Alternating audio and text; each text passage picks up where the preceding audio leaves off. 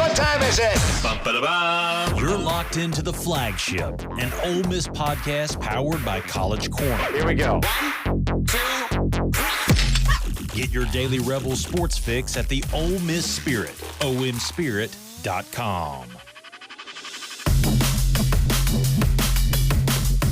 Welcome in to this Wednesday edition of the Flagship. I'm your host, Zach Berry. SEC Media Days rolls on. Ole Miss has come and gone. Monday, got it knocked out early in the week. Jaxson Dart, Trey Harris, Jared Ivey, and Lane Kiffin were all there. Jake Thompson on the ground. He was there. He talked to all four of them. And we've got updates at omspirit.com. You can read all about it there. Chuck is also doing some writing, Ben as well. Lots of good stuff. If you're not already a subscriber, we recommend that you do it here. It's only $1. We'd appreciate it. Come join the conversation on the message board. We have a lot of fun, and we selfishly, I think we cover Ole Miss sports better than anybody, and we have a lot of fun doing it. And I think that you would have a lot of fun if you joined us. Before I bring in our guest, I do want to remind you, show is brought to you each and every day by College Corner. 3 locations, Oxford, Ridgeland, Flowwood. Scott and the folks at College Corner take care of us, and they will take care of you. The Oxford location, brand spanking new, 4,000 plus square feet. They've got everything from new polos, real tree gear. They've got tailgating supplies. They've got the popular hoop and the sip shirt. Anything you could possibly think of with Ole Miss, College Corner has it. If you can't get to one of those 3 locations, have no fear. You can go check them out, collegecornerstore.com. All right, let's talking about SEC Media Days. So let's bring in our guest, someone that is no stranger to Media Days and has quite a few under his belt, and that is our good buddy, David Brandt. David, good morning. How are we doing? Good morning. I've got life is good. I've got my Phil Steele, and so we're all good here. I've got information for days. It was weird. I was driving. I was on vacation a couple weeks ago. I was by myself because I had dropped my wife and girls off at the airport, and I was driving from St. Louis to Phoenix, which is a long way. But I stopped. It was weird. I stopped in Tulsa to get I stopped at a Barnes and Noble just to work for a little while, and I realized suddenly I was actually in SEC country.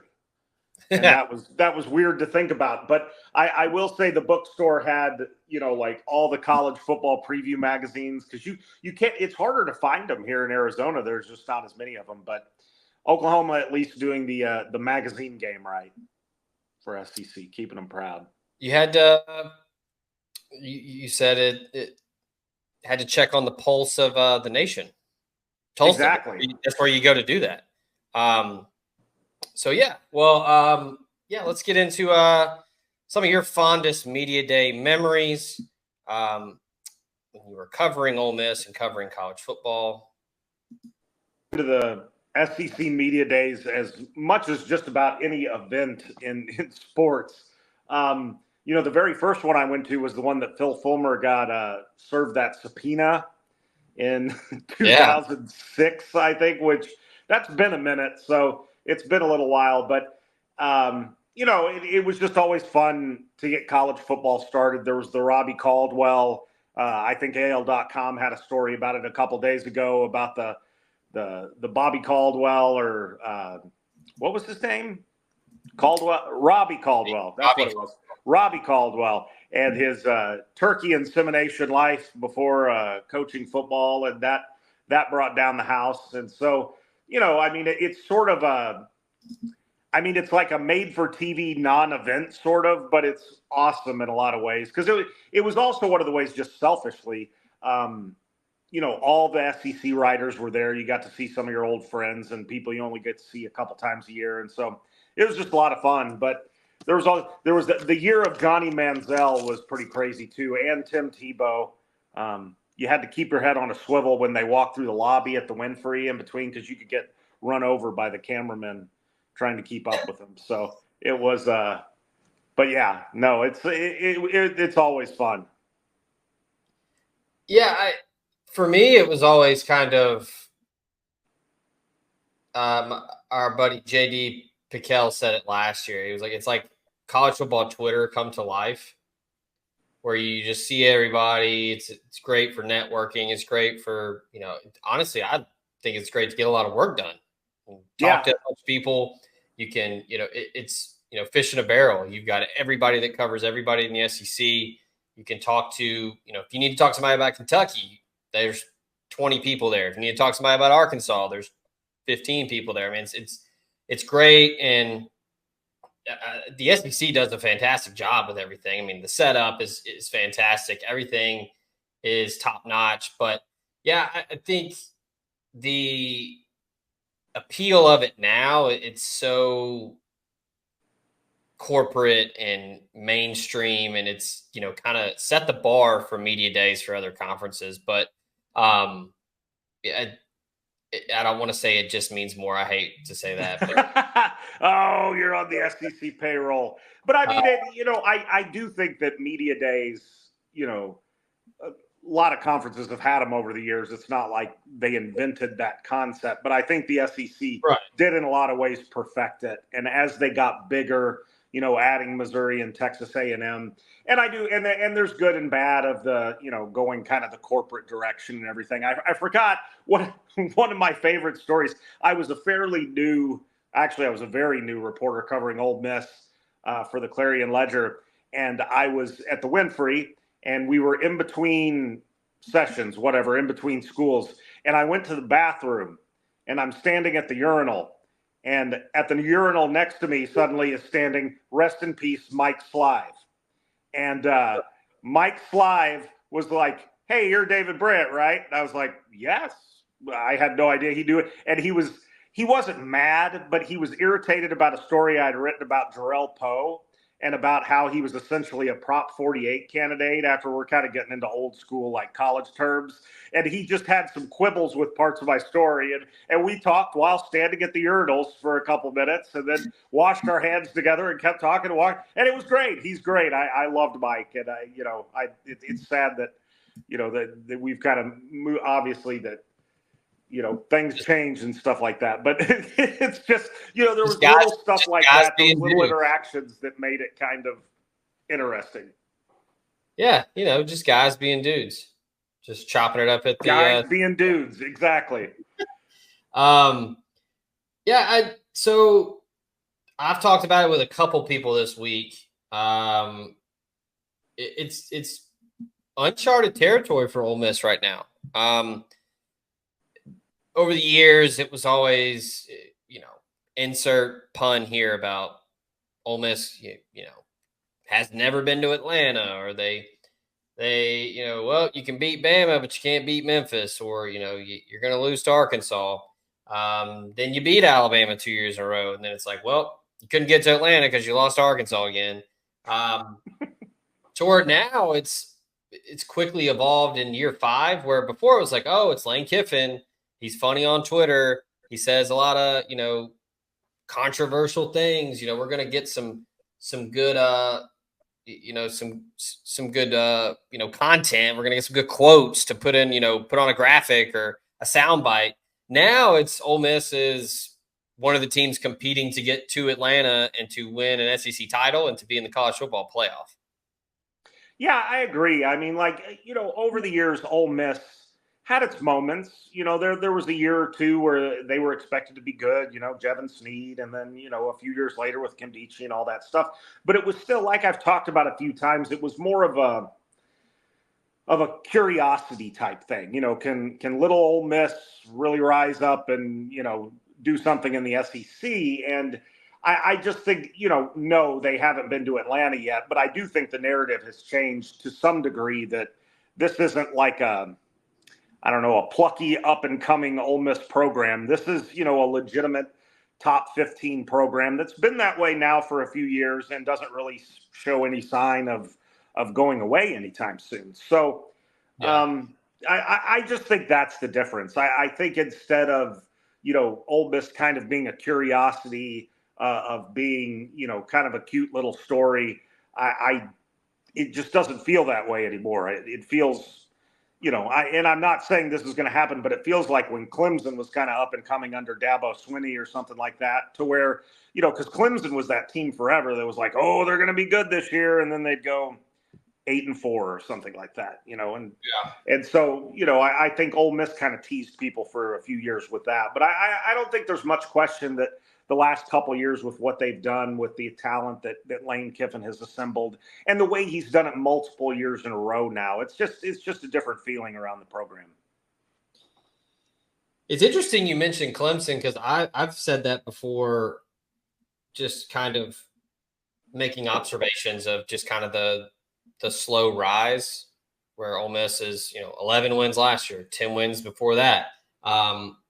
It's been a slow build for Lane Kiffin, but now you've got the team assembled with the portal, the third-year quarterback, and a really good staff. It's kind of, I don't want to say boom or bust, but that's kind of what it feels like, right? Well, this is, I think, just about every program, unless you're, Georgia or somebody like that, goes through, high water marks. You have a really good team for a year or two, and then another year is spent maybe rebuilding a little. And that doesn't mean you have to go 5-7, but it means you might go 8-4 or 9-3. And I do think that Ole Miss is at one of their high water marks right now. They've been building toward this year for a couple years now for the reasons you've said. Obviously, Jaxson Dart being in the program for a few years, just kind of the continuity that not a lot of college programs can claim right now. So, I just think that Ole Miss, Lane Kiffin, all these things have assembled to where this is a really big year. Boom or bust, I don't know if that's the right word, because I think Ole Miss, at least the plan for Lane Kiffin is they're going to be good as long as he's there. But I do think that some years are better than others for, national playoff hopes and everything. And this seems to be like one of the years they've been building towards. Yeah, I think that Kiffin does all the rat poison stuff, and that's fine. That's kind of his MO. But I do think that there is a sense in the building of, there's definitely, I think everybody knows that, hey, we've been building towards this. Right. Jaxson Dart. It's not very often right now, David, you get a third-year quarterback. No. Especially one that's very talented. Yeah, I mean, outside of Utah and Cam Rising being there for 7 years or whatever it is, I mean, quarterbacks don't stick around very often. They either, wait their turn, play 2 years, and then go pro, or they don't wait their turn, they go somewhere else. So it's rare. And then the combination of running backs that have been added, and then you got Ulysses Bentley coming back. I don't think people talk enough about him as being I don't want to say every down back, because Ole Miss doesn't do that. They rotate, but right. He is a number one guy. Absolutely. And he's shown in SEC games that he can do what needs to be done. He can break big runs. He can do tough runs. I mean, like there's really not much that he can't do. So it's a big year for him. And like you said, they'll have kind of a timeshare back there like most teams do now. But, he's going to be a big, big part of what they do. And I think, again, a running back that's been around for a few years that knows the system and things like that. It's just Ole Miss has a few luxuries this year that a lot of teams don't have. Yeah, that for sure. Like, I'll ask you, because I was talking on Monday on our show. I think the only quote weakness that I see in Ole Miss is the offensive line, and only because of the newcomers and how will they mesh and how will they juggle the rotation. Because they've got 4 returners, they've got some starters coming back, but then they've added some key pieces through the portal with 2 guys from Washington and then a veteran from Southern Miss. So that's like pretty much it. Quarterback, running back, wide receiver, D-line, linebacker, secondary, kicking game. I don't see one. Do you? Oh, I don't see the major weaknesses. I mean, with every team, there's maybe some position groups that are a little better than others. But, the offensive line, you wonder how that just kind of gels together. But, they're experienced on defense. They've got pretty good special teams, like you talked about, running back, quarterback, receiver. There's really nothing that should hold it. And what I like about it is they've developed some depth too. You know, in the Robert Kimdichie, Tony Connor, all those days, like Ole Miss was really good with its top, like their top 6 or 7 players could line up with just about anybody in the country. But, you know, when you got down to like number, you know, the 20th best player on the roster, the 25th best player, like that's when you really saw the depth issues with against the Alabamas, the Georgias, all that stuff. That's when it would kind of crop up its head. But now I think, you know, the 2 deep for Ole Miss, like I had my Phil Steele I was showing you, that's a pretty solid looking 2 deep. And so, you know, I think it's a team that, you know, obviously you've got to have a little bit of good injury luck, but this is a team that can maybe absorb an injury or two and not completely go off the rails.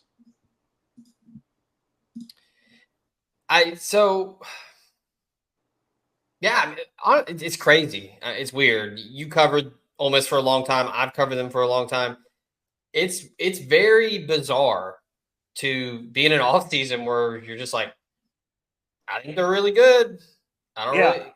There's always a but. There's always everybody's waiting on that shoe to drop of, well, they just don't have a go-to wideout, or they just don't have a difference maker on the defensive line, or they don't have any experience at linebacker. Like that's all of those are there. Like it's right. Or if like every, you know, if they're like in 2014, it's like, well, if their top 5 players stay healthy, they'll be all right. And I mean, you could say that about any team for a little bit, but yeah, I mean, you know, and the one thing that, again, something that I think has changed, because again, there's been moments, Ole Miss has had a few moments over the years where they've been kind of a sexy top 15 pick or something like that. You know, they've had, you know, Jevin Sneed was on the cover of Sports Illustrated, Houston Nutt, you know, with the sunglasses, you know, all that stuff. I mean, they've had moments, but this one just doesn't feel, and I'm not saying the other ones were manufactured, but I mean, the other ones were just like, oh, this is a good story. Like, this is just, you know, Ole Miss isn't running from the expectations. Ole Miss isn't, you know, either they're going to achieve and get it done or they're not, but they're not going to sit here and try to gaslight everybody that's like, oh, we're just happy to be here. They're not happy to be here anymore. They want to win. And they have a roster that looks like it can certainly do that. This is Cali. With C Spire's blazing fast nationwide 5G network, she's got her fans in the palm of her hands. Live streaming her Mississippi Blues from her phone wherever she is. To out there wherever they are. Right now, get the latest 5G phone on us. Only at C Spire, customer inspired. The College Corner is headed to Oxford. Stop by their new location in the Oxford Commons off Sisk Avenue. They'll have 4,000 square feet of Rebel gear ready for your trip to the Grove. On your next trip to Oxford, stop by the College Corner or our other great locations in Ridgeland and Flowood. Hats, shirts, polos, pullovers, sweats, t-shirts. College Corner has it all. And as always, you can visit us online at collegecornerstore.com. That's collegecornerstore.com. The College Corner, where your game day apparel meets. Before we get into the next segment, I do want to remind you, show is also brought to you by our good friends at USA Benefits Group. Drew Moak and the folks at USA BG do a fine job helping you cut those health insurance premiums 20 to 30%. If you're aging into Medicare, you need to find a supplement plan. Drew can help you out. 601-953-8449. Call him today. Get a free quote. Everything from regular health plans, life insurance, dental, vision, Medicare, all that and more. It's more than ever, it's critical to have an agent that is local and accessible. Drew can do that if you're in Mississippi, but he's also licensed in 7 states as well. So he can move around quite a bit. He's an Ole Miss guy, born and raised in Mississippi, and he can help you cut down those health insurance premiums today. Again, 601-953-8449 or usabg.com/DMOAK and get your free quote. Show also brought to you by our good friends at Rowback. Go there today, rowback.com. Get you some new polos for going to play golf, maybe some business trips. You need a little business casual attire for a conference that you're going to, or maybe you need to just, again, update the wardrobe for the Grove. You want some generic polos that are nice and you don't want to have everything with Ole Miss on it. Roback is anything but generic. They have got some fantastic styles and designs. I love the collars. They fit great. They are always going to stay put and super comfortable. You can tuck them in. You can look business casual, like I said, or you can just leave them untucked and it looks great. It's not sloppy, fits great. And if you go to Roback today, roback.com, before you hit checkout, use promo code JUICE for 20% off. That's roback.com. Crave activity. All right, David. What do you think? I have my idea of the 3 games that are make or break for Ole Miss this year. We might have the same, and if we do, that's fine. But in your opinion, what are the 3 games Ole Miss must win in order to get where it wants to get, and that's the college football playoff? Well, that's a good question. Let me take a look.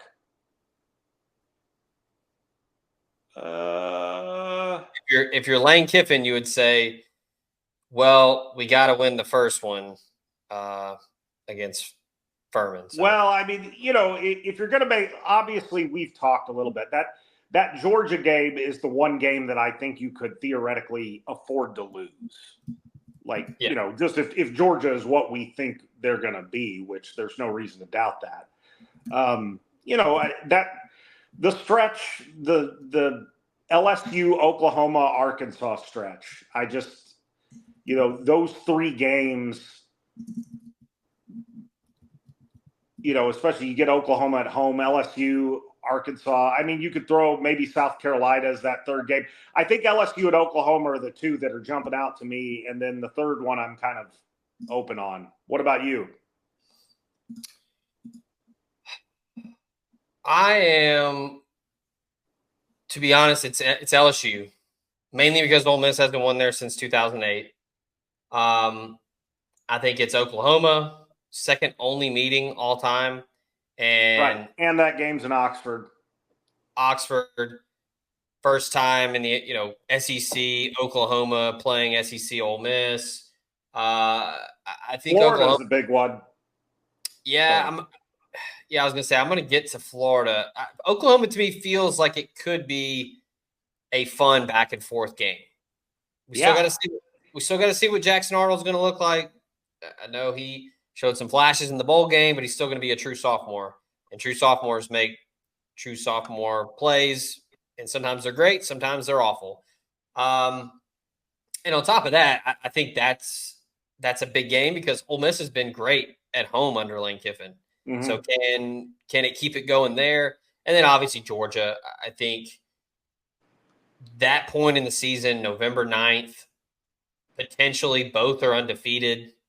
At that point, it has to be, depending on what others are doing, could potentially be a 1 versus 2 matchup. I mean, that would just be November 9th, 2024 would be the mecca of college football at that point. Oh, yeah. I mean, my only thing about that game is that, again, if it's that situation, you could lose that game and life doesn't end. You know what I mean? But, as far as just like the things that matter for if they want to get to the playoff, you've got to beat LSU and Oklahoma, and that Florida, the Egg Bowl is always tricky. But my thing about Florida is that time of the year, what are they going to look like? Exactly. And will Billy Napier still be the coach? Right. Either there's almost it's not going to just be going okay at the Swamp. It's either going to be going great or horrible. There's not really going to be any in between. Either Billy Napier figures it out and they're like 8-2 and feeling good about themselves, or it's an interim coaching staff and it's a disaster. Like I don't really see how that ends much other way. Yeah, and I think it's because let's just look it up. Because it's pretty wild that Florida agreed to this schedule. Miami in the Swamp. Let's give them that. just for the sake of this conversation, we'll give them Miami 1-0, Samford at home 2-0, Texas A&M at home.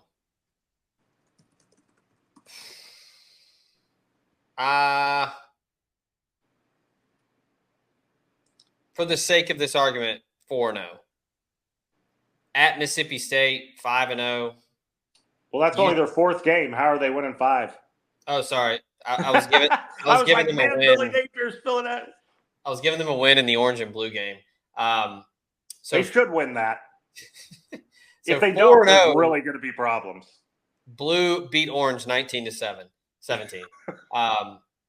So 4-0 after Mississippi State. UCF at home, that'll be tough because UCF should be pretty good. For the sake of this, 5-0. Then at Tennessee, that's a loss. 5-1. Kentucky, maybe 5-2. Georgia, 5-3. 5-3. Texas, 5-4. 5-4. LSU, 5-5. At that point, 5-5 against an undefeated or a one-loss Ole Miss. That is a brutal schedule. And then, we're giving them the benefit of the doubt of some pretty tough games early. Oh, yeah. If you've got at home Miami, Texas A&M, and UCF, I bet they drop one of those games. I bet they drop and maybe 2 of them. I mean, they could lose in the opener. Yeah. I mean, you could see a path where they go where they're 3-7 or something like that. So, which, I mean, obviously things have changed at that point. Yeah, I mean, it's crazy that, I mean, you could potentially have for the sake of this argument and giving them the benefit of the doubt, 1, 2, 3, 4, 5, you could have a 5-0, probably ranked Florida team in October, and then the wheels fall off. And then they lose 5 straight. You're off a cliff.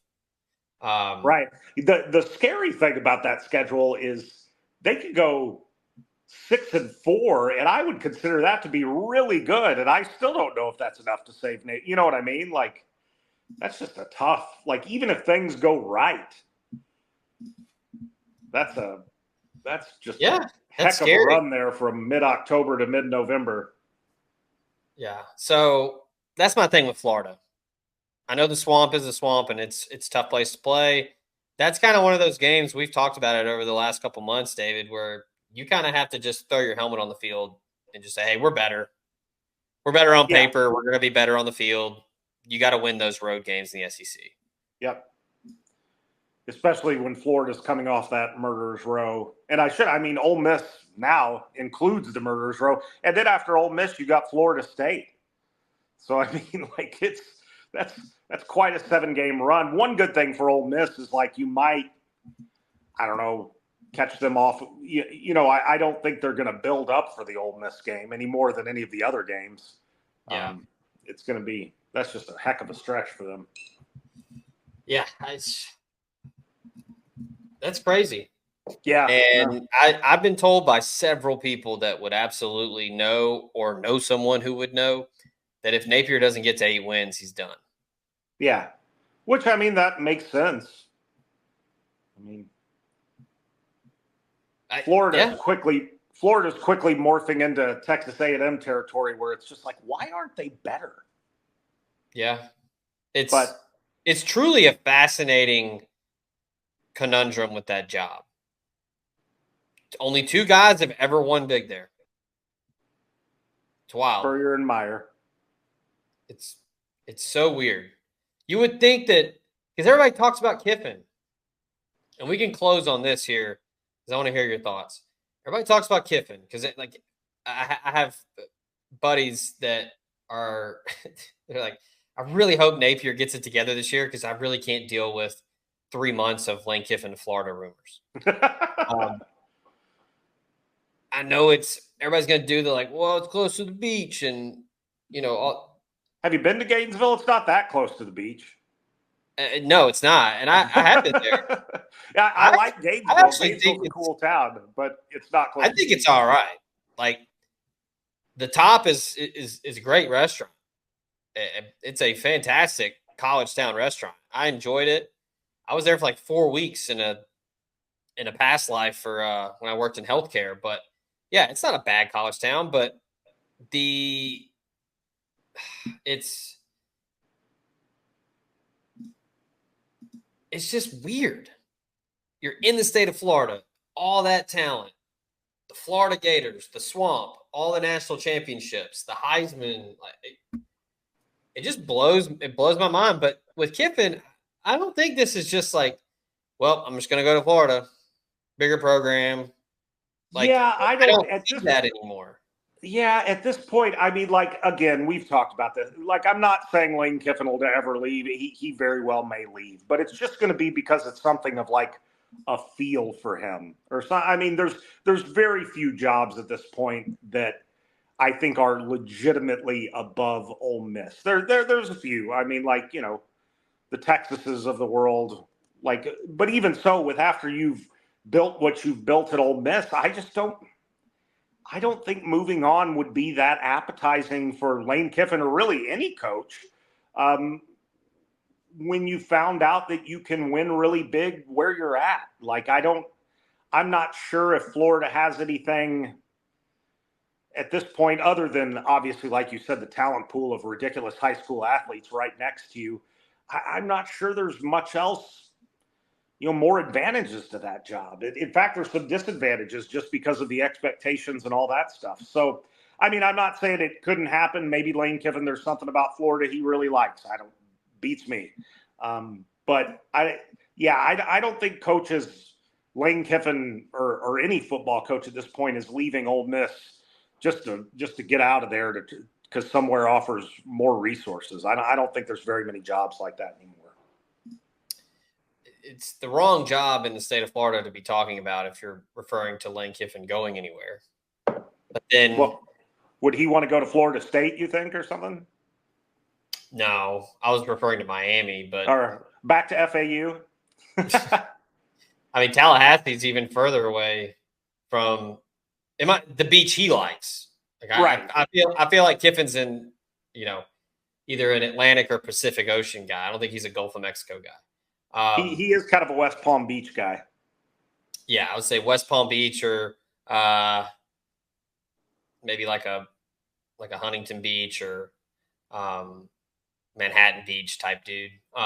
So it's going to happen at some point, I'm sure, because I don't think Florida's going to be very good, and everybody's going to start talking about Napier getting fired, and Kiffin's going to be the first name on the list.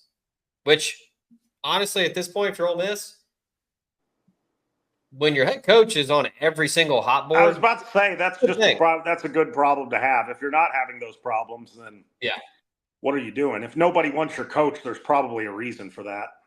Yeah, so it's fine. I wouldn't, in my opinion, I wouldn't worry about it. Like you said, I'm not going to ever say he's never leaving, but I just don't think it's for Florida. Yeah, I know. I mean, it's going to have to be a really good situation, or things are going to have to be going worse at Oxford. You know, I just don't. Yeah. It just wouldn't make a lot of sense at this point. College football isn't known for making sense a lot of times, but in my world, it just doesn't seem like, unless Lane Kiffin just, like I said, has like a timeshare in Gainesville or something like that, it just doesn't seem like a amazing move to me at this point. Yeah. All right, well, that's going to do it for this Wednesday edition of the Flagship. Again, shout out to Roback, College Corner, USA Benefits Group, and all of our sponsors that make it possible. Shout out to David for joining us, taking us down memory lane and talking some Ole Miss football as Media Days marches on. Full coverage from Jake, Chuck, Ben. They have you covered with everything that Lane Kiffin, Jared Ivey, Jaxson Dart, Trey Harris, everything they were saying at Media Days. We'll continue to talk about it this week with more podcasts, and we'll have some MLB draft coverage, as it looks like Ole Miss has really dodged a couple bullets that are big for the 2025 season. We will be talking about that on the site, do some writing later today on what that means. Hope everybody that got early access to EA Sports College Football 25 is getting some sleep. And look, including you, Zach. Yeah. Yeah. So You've got responsibilities, Zach. You're a grown man, Zach. I got work in the day, and then I just after 7:30 when these kids go to sleep, that's my time. That's daddy's time. Yeah, but look, if you got the game, do me a favor, listen to your significant other. If they tell you it's time to put the sticks down, just do it. You can live to play another day. As our buddy Andy Staples said yesterday when the game came out, he tweeted, "I hope everybody has fun. Don't get divorced." But he has a way of putting it. Andy's a good one. Yeah, it's a good one. But yeah, we'll be back later this week. More of the flagship. Again, appreciate David hopping on. And as always, we will talk to y'all again pretty soon.